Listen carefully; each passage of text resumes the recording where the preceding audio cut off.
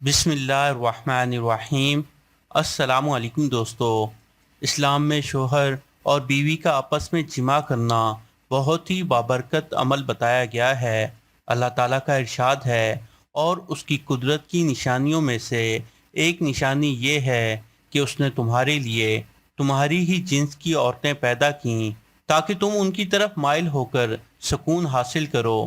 حضرت ابو ہریرہ رضی اللہ تعالیٰ عنہ فرماتے ہیں کہ بعض صحابہ کرام نے حضور صلی اللہ علیہ وآلہ وسلم سے عرض کیا، اے اللہ کے رسول صلی اللہ علیہ وآلہ وسلم، مالدار اجر و ثواب میں آگے بڑھ گئے، حالانکہ وہ بھی نماز ویسے ہی پڑھتے ہیں جیسے ہم پڑھتے ہیں، وہ بھی ویسے ہی روزے رکھتے ہیں جیسے ہم رکھتے ہیں، اور اپنے فاضل اموال کو خیرات کرتے ہیں۔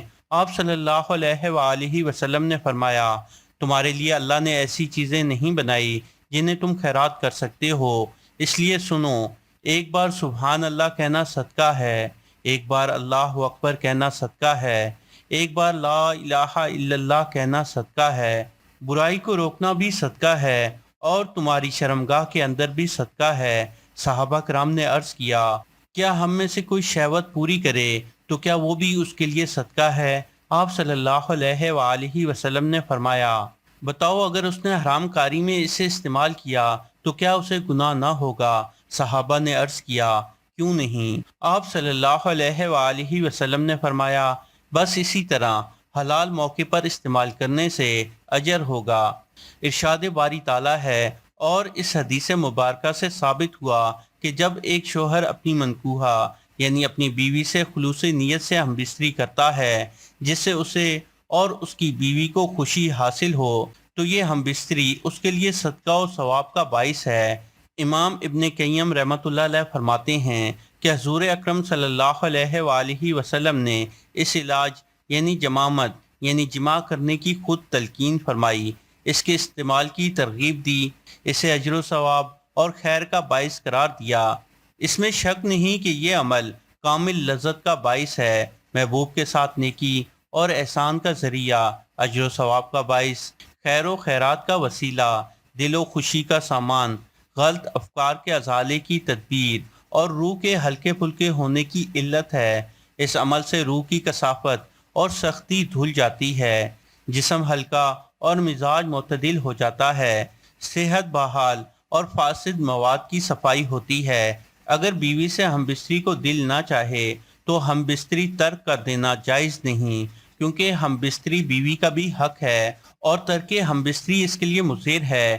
جس طرح عورتوں کو مردوں کے جذبات کا لحاظ رکھنا ضروری ہے، اسی طرح مردوں پر بھی لازم ہے کہ عورتوں کے جذبات کا خیال رکھیں، ورنہ جس طرح مرد کی ناراضگی سے عورت کی زندگی جہنم بن جاتی ہے، بالکل اسی طرح عورت کی ناراضگی بھی مرد کے لیے وبال جان بن جاتی ہے۔ سیدنا حضرت عمر رضی اللہ تعالیٰ عنہ کے پاس حضرت کعب رضی اللہ تعالیٰ عنہ تشریف فرما تھے کہ ایک خاتون آئی اور آ کر کہنے لگی کہ اے امیر المومنین، میرا شوہر بہت نیک ہے، ساری رات تہجد پڑھتا ہے اور سارا دن روزہ رکھتا ہے۔ یہ کہہ کر خاموش ہو گئی۔ حضرت عمر رضی اللہ تعالیٰ عنہ بڑے حیران ہوئے کہ یہ عورت کیا کہنے آئی ہے۔ اس نے پھر یہی بات دہرائی کہ میرا خاوند بہت نیک ہے، ساری رات تہجد میں گزارتا ہے اور سارا دن روزہ رکھتا ہے۔ یہ سن کر حضرت کعب رضی اللہ تعالیٰ عنہ بول پڑے کہ اے امیر المومنین، اس نے بڑے اچھے انداز میں اپنے شوہر کی شکایت کی ہے۔ امیر المومنین بولے، کیسی شکایت؟ جب وہ ساری رات تہجد پڑھتا رہے گا اور سارا دن روزہ رکھے گا تو پھر بیوی کو وقت کب دے گا؟ تو یہ خاتون کہنا چاہتی ہے کہ میرا خاوند نیک تو ہے لیکن مجھے وقت نہیں دیتا۔ چنانچہ حضرت عمر رضی اللہ تعالیٰ عنہ نے اس کے خاوند کو بلایا تو اس نے کہا، ہاں اے امیر المومنین، میں مجاہدہ کرتا ہوں۔ حضرت عمر رضی اللہ تعالیٰ عنہ نے حضرت کعب رضی اللہ تعالیٰ عنہ سے کہا کہ آپ فیصلہ کریں۔ حضرت کعب رضی اللہ تعالیٰ عنہ نے فرمایا کہ دیکھو، شرن تمہارے لیے ضروری ہے کہ تم اپنی بیوی کے ساتھ وقت گزارو، ہنسی خوشی اس کے ساتھ رہو، اور کم از کم ہر 3 دن بعد بیوی کے ساتھ ہم بستری کرو۔ جب وہ میاں بیوی جا چکے تو حضرت سیدنا حضرت عمر رضی اللہ تعالیٰ عنہ نے حضرت کعب رضی اللہ تعالیٰ عنہ سے پوچھا کہ آپ نے یہ شرط کیوں لگائی کہ ہر 3 دن کے بعد بیوی سے ملا کرو؟ تو انہوں نے کہا کہ دیکھیں اللہ تعالیٰ نے مرد کو 4 شادیوں کی اجازت دی ہے، چنانچہ اگر کسی کی 4 شادیاں بھی ہوں تو ہر 3 دن کے بعد پھر پہلی بیوی کی باری آتی ہے۔ تو اس لیے میں نے اس سے کہا کہ تم زیادہ سے زیادہ 3 دن رات عبادت کر سکتے ہو، اور 3 دن کے بعد 1 دن اور رات پر تمہاری بیوی کا حق ہے جو تمہیں اس کے ساتھ گزارنا پڑے گا۔ تو دیکھیں شریعت انسان کو کیا کیا خوبصورت باتیں بتاتی ہے۔ بیویوں سے متعلق رسول اللہ صلی اللہ علیہ وآلہ وسلم نے فرمایا کہ عورتوں کے ساتھ خیر خواہی کرو، اس لیے کہ وہ تمہارے پاس قیدی ہیں، تم ان سے ہم بستری اور عصمت اور اپنے مال کی امانت کے علاوہ اور کچھ بھی اختیار نہیں رکھتے، اور جب وہ اپنا قرض ادا کرتی ہوں تو پھر ان کے ساتھ بدسلوکی کا جواز کیا ہے؟ ہاں، اگر وہ کسی کھلی ہوئی بے حیائی کا ارتکاب کریں تو پھر تمہیں انہیں سزا دینے کا حق حاصل ہے۔ اگر پھر وہ ایسا کریں تو انہیں اپنے سے علیحدہ چھوڑ دو اور انہیں مارو، لیکن اذیت ناک مار نہ ہو۔ اس کے بعد اگر وہ تمہاری مطیع ہو جائیں تو پھر انہیں سزا دینے کا بہانہ تلاش نہ کرو۔ سنو، جس طرح تمہاری بیویوں پر حق ہے، اسی طرح تم پر تمہاری بیویوں کا حق ہے۔ تمہارا حق تمہاری بیویوں پر یہ ہے کہ وہ تمہارے بستر کو ایسے لوگوں کو نہ روننے دیں جنہیں تم ناپسند کرتے ہو، اور تمہارے گھر میں ایسے لوگوں کو آنے کی اجازت نہ دیں۔ سنو، اور تم پر ان کا حق یہ ہے کہ تم ان کے لباس اور پہننے میں اچھا سلوک کرو۔ جس طرح عورتوں کو مردوں کے جذبات کا لحاظ رکھنا ضروری ہے، اسی طرح مردوں پر بھی لازم ہے کہ عورتوں کے جذبات کا خیال رکھیں، ورنہ جس طرح مرد کی ناراضگی سے عورت کی زندگی جہنم بن جاتی ہے، بالکل اسی طرح عورت کی ناراضگی بھی مرد کے لیے وبال جان بن جاتی ہے۔ اگر کسی اجنبی عورت پر اتفاقیہ نظر پڑ جائے اور وہ خوبصورت معلوم ہو تو مرد کو اپنی بیوی کے پاس چلے جانا چاہیے، کیونکہ عورت کی شکل میں شیطان آتا ہے اور عورت کی شکل میں واپس جاتا ہے۔ اگر کسی کی بیوی نہ ہو تو وہ اللہ تعالیٰ سے پناہ طلب کرے، گناہوں سے سلامتی کی توفیق مانگے اور شیطان مردود سے اللہ کی پناہ مانگے۔ شوہر کے لیے اور بیوی کے لیے یہ جائز نہیں کہ وہ اپنی خلوت کی باتیں کسی غیر پر ظاہر کریں، کیونکہ یہ بے وقوفی اور کمینگی ہے۔ عقل و شعور نے اس سے منع کیا ہے۔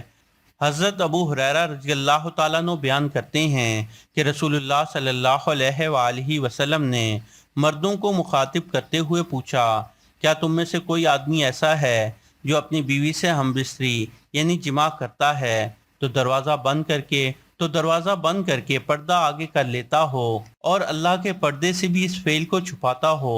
لوگوں نے جواب دیا، ہاں ایسے لوگ موجود ہیں۔ آپ صلی اللہ علیہ وآلہ وسلم نے پھر پوچھا، کیا کوئی آدمی ایسا ہے جو اسے دوسروں کے سامنے جا کر بیان کرتا ہو؟ یہ سن کر صحابہ کرام رضی اللہ تعالیٰ عنہ خاموش ہو گئے، اور اس کے بعد آپ صلی اللہ علیہ وآلہ وسلم عورتوں کی طرف مخاطب ہوئے اور ان سے پوچھا، کیا تم میں سے کوئی ایسی عورت ہے جو اپنے خاوند سے خلوت کی باتیں دوسری عورتوں سے بیان کرتی ہو؟ عورتیں خاموش رہیں، لیکن ایک نوجوان عورت اپنے ایک گھٹنے پر کھڑے ہو کر حضور کریم صلی اللہ علیہ وآلہ وسلم کی طرف جھانکتی ہے اور آپ صلی اللہ علیہ وآلہ وسلم کی باتیں سن کر کہتی ہے، یا رسول اللہ صلی اللہ علیہ وآلہ وسلم، خلوت کا ذکر مرد بھی کرتے ہیں اور عورتیں بھی کرتی ہیں۔ فرمایا، جانتے ہو اس کی مثال کیا ہے؟ اس کی مثال یہ ہے کہ جیسے کوئی شیطان عورت کسی شیطان مرد کو سربراہ مل گئی ہو اور اپنی حاجت اس کے ساتھ پوری کی ہو اور لوگ ان کی طرف دیکھ رہے ہوں۔ خبردار، مردوں کی خوشبو میں بو تیز ہوتی ہے مگر رنگ نہیں ہوتا، اور عورتوں کی خوشبو میں رنگ ہوتا ہے لیکن بو نہیں ہوتی۔